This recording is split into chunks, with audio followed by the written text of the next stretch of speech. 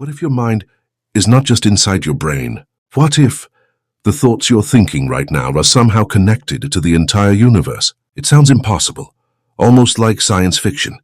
But some scientists and philosophers believe this might be real. This idea is called quantum consciousness. It comes from one of the most powerful theories in science, quantum mechanics, a theory so strange that even the greatest minds in history struggled to fully understand it. At the quantum level, reality behaves differently. Particles can exist in multiple places at once.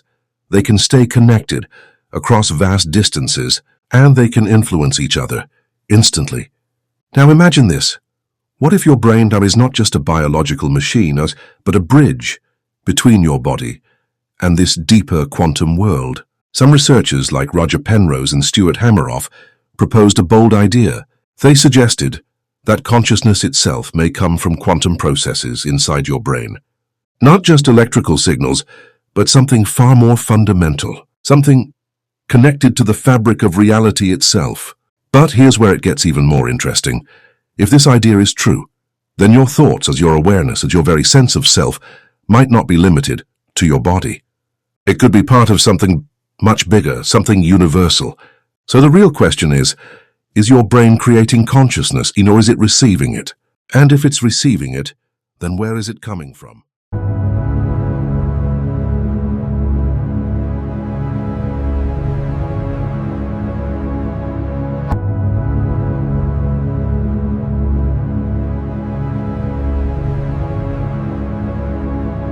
Is your brain creating consciousness, or is it receiving it? To explore this, we need to go inside the brain itself. Not just at the level of neurons, but deeper, much deeper. Your brain is made of billions of neurons, communicating through electrical and chemical signals.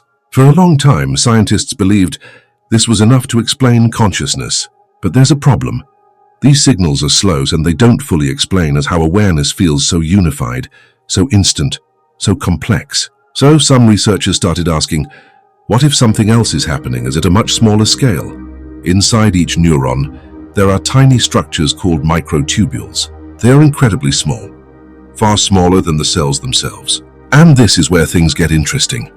According to Roger Penrose and Stuart Hameroff, these microtubules might be the place where quantum processes occur. Not classical physics, but quantum activity. The same kind of activity that happens at the smallest level of the universe. Inside these microtubules, particles could exist in multiple states at once, processing information in ways that normal biology cannot. This idea is part of a theory called ORCOR, short for Orchestrated Objective Reduction. According to this theory, your consciousness is not just neurons firing, it's the result of quantum states collapsing inside these microtubules. Each collapse creates a moment of awareness, and these moments happen continuously, forming what you experience as consciousness. Think about that for a second. Your thoughts and your decisions, your perception of reality, could be influenced by quantum events happening deep inside your brain. But if that's true, then your mind is not just biological, as it's also quantum. And if it's quantum, then it might follow the same strange rules as the rest of the quantum universe. Which brings us to something even more mysterious. If quantum processes are happening in your brain, could they be connecting you to something beyond it? So if your brain is operating and at a quantum level, then it may follow the same rules that govern the smallest particles in the universe. And one of the strangest of those rules is something called quantum entanglement. Imagine two particles created together in the same moment. After that, they can be separated by any distance, across a room, across a planet, even across the universe. But somehow they remain connected. If something happens to one particle, the other reacts instantly. No delay, no signal traveling between them, just an immediate connection. Even Albert Einstein found this so strange, he called it spooky action at a distance. Now think about this. If such connections exist in nature, then information may not be limited by space. Distance might not matter. And this is where things become truly mind-bending. Some scientists and thinkers have asked, what if similar quantum connections exist inside the brain, or even beyond it? If your brain contains quantum processes, then in theory, Parts of your mind house could be entangled with something outside your body. Not in a science fiction way, but at a fundamental physical level. This could mean your consciousness is not completely isolated. It might be part of a larger network, a deeper layer of reality, where everything is somehow connected. Now, this does not mean you can read minds or send thoughts across the universe. There is no solid evidence for that, but it does open a fascinating possibility that consciousness might not be entirely local, that your awareness is not just locked inside your skull, but influenced by the deeper structure of the universe itself. And if that's true, then the next question becomes even bigger.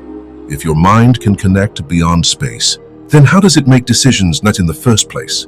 How does it choose one reality out of many possibilities? So if your consciousness is influenced by the quantum world, then it must follow another strange rule: superposition. At the quantum level, particles don't exist in just one state. They exist in many states at the same time. Not one possibility, but multiple possibilities all at once. Only when we observe them do they choose a single state. Now think about your own mind. Every day you make decisions, small ones and life-changing ones. But before you decide, something interesting happens. You consider options. You imagine outcomes. You feel uncertainty. It's almost as if your mind is exploring multiple possibilities at once. Now here's the big idea. Some theories suggest this process might not just be psychological, it could be quantum. Inside your brain, quantum states could exist in superposition, holding multiple potential thoughts, multiple possible decisions, all at the same time. And then, at a certain moment, these possibilities collapse into a single choice, a single thought, a single reality that you experience. This idea connects back to the Orkor theory, where each collapse of a quantum state creates a moment of awareness. So your consciousness may be a continuous flows of quantum decisions happening faster than you can ever notice. Think about that. Before you choose anything, that your brain might already be exploring different versions of reality, different paths, different outcomes, and the one you experience is simply the one that becomes real. But this raises an even deeper question. If your brain is selecting from possibilities, where do those possibilities come from? Are they created inside your mind? So we've explored something incredible. Your brain might be using quantum processes. It might be connected beyond space, and it might even explore multiple possibilities before choosing one reality. But now we arrive at the most radical idea of all. What if your brain is not creating consciousness at all? What if it's receiving it? Think of your brain like a radio. A radio does not create music. It simply receives signals and turns them into something you can hear. In the same way, some scientists and philosophers suggest that consciousness already exists as a fundamental part of the universe. Not inside you, but all around you, a kind of universal field beyond space and time. And your brain is simply tuning into it, filtering it, transforming it into your personal experience. Your thoughts, your emotions, your identity could be the result of how your brain interacts with this universal consciousness. Now, if this idea is true, then when the brain stops working, consciousness might not disappear. It might simply disconnect, like a radio being turned off. The signal is still there, but the receiver is gone. This idea appears in different forms, in both science and philosophy. Some connect it to quantum theories of reality, others relate it to ancient philosophical beliefs. But from a scientific perspective, there is still no solid proof that consciousness exists outside the brain. It remains a powerful hypothesis, not a confirmed fact. Still, it forces us to rethink everything, because if your mind is not limited to your body, then your connection to the universe is far deeper than we ever imagined. And that leads us to the final and most important question. What does modern science really say about all of this? Is quantum consciousness real, or just a beautiful idea? So after everything we've explored, the quantum brain, entanglement, superposition, and the idea of consciousness as a universal field, we arrive at the final question. Is any of this actually real, or is it just a beautiful theory? Let's be honest. Modern science does not yet confirm quantum consciousness. Most neuroscientists believe that consciousness can be explained by classical brain activity. Neurons firing, chemical signals, complex networks working together. And there's a strong reason for this. The brain is warm, wet, and noisy. Not the kind of environment where delicate quantum effects usually survive. In quantum physics, these effects require extreme conditions like very low temperatures to remain stable. So many scientists argue that quantum processes would collapse too quickly inside the brain to play any meaningful role in consciousness. And so far, there is no direct experimental evidence proving that quantum consciousness exists. But here's the twist. There is also no complete explanation for consciousness itself. Science still cannot fully answer how subjective experience arises from physical matter. Why you feel what you feel. Why awareness exists at all. This is known as the hard problem of consciousness. And this mystery keeps theories like quantum consciousness alive because they attempt to go beyond traditional explanations and explore deeper layers of reality. So where does that leave us? Right in the middle, between science and possibility. Quantum consciousness is not proven, but it is not completely dismissed either.